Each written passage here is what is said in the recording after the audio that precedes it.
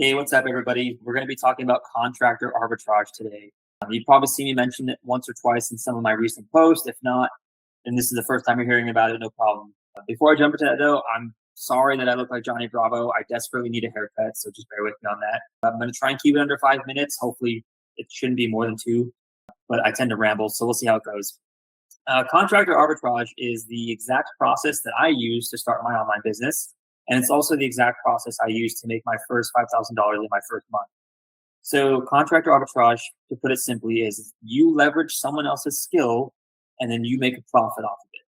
So if I'm a business looking for graphic design and you are selling graphic design, but you have no idea how to do graphic design, you're just like, I like graphic design, it seems cool, I want to sell it to people and make a business out of it. Awesome.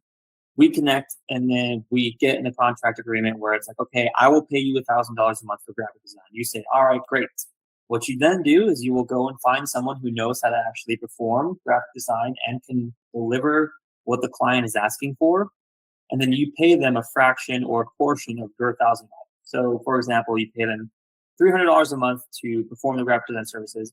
You get $700. The client gets their services taken care of. And you just gave this contractor, freelancer, or whoever work for, a new client. So win-win-win. Everybody wins. It's super great. It seems a little unethical because yes, you're paying them less than what you're making, but that's just the name of the game. You can outsource. What I did personally is I chose 3 countries. I did Singapore, Pakistan, and India. The cost of services out there is actually really cheap. And I know it sounds unfair, but when you're paying these people and these countries, $500 per client or up to $800 per client, that is doing them a huge, huge favor. Our dollar is anywhere from 2 to 3x theirs. So they're more than happy to do the work. And they do really great work. They work really hard. I would always stand by them. I actually have 2 remote teams still in Singapore and Pakistan.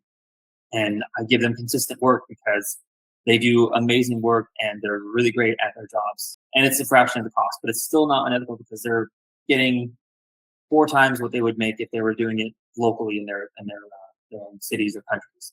So before you think, oh, I'm just taking advantage of somebody, like, no, you're doing people a favor. You're creating a win-win-win situation. Just make sure you're doing it ethically. Pay them a fair wage. Don't nickel and dime people. Don't try and undersell them. Like, pay people a fair wage. Build relationships with your contractors, your subcontractors, and vet them. If you're looking for cool places to find people, freelancers, and these contractors, check on Upwork, check on Fiverr. There's tons of vetted people on there. They have tons of portfolios that you can browse. You can see reviews on each of these people and the type of work they've done. So you can you can trust that your investment or that you're paying somebody that they're going to do the work for you. So again, it's a simple way to get started in online business. You don't need any skills. What I would recommend at least though is when you decide to sell something to somebody, learn enough about it that you can have discussions with people and that you can actually sell the product. You should also be able to answer any questions that your client might have. So, just keep that in mind. You don't want to go and tell someone, oh, hey, I can do digital marketing for you. And then they go, oh, well, how do you do this? Or what's your process for this? And you're like, I have no clue. I just want to sell it to you. Don't be that guy. Do a little bit of research first on what you're trying to sell. And then again, spend some time before you start outreaching prospects. Spend some time interviewing different contractors, freelancers, build relationships with them. Talk about what seems like a fair wage. If you want to do it locally, I'm sure you can probably find tons of people here in the States that would be more than happy to subcontract or do it underneath your business name. Or just keep in mind, if you are on a budget, outsourcing to other countries is probably your better option. Again, that's what I did. And then once I started generating enough capital and revenue streams was consistent, then I started actually onboarding people and hiring them underneath directly my business rather than as a 1099 or a subcontractor.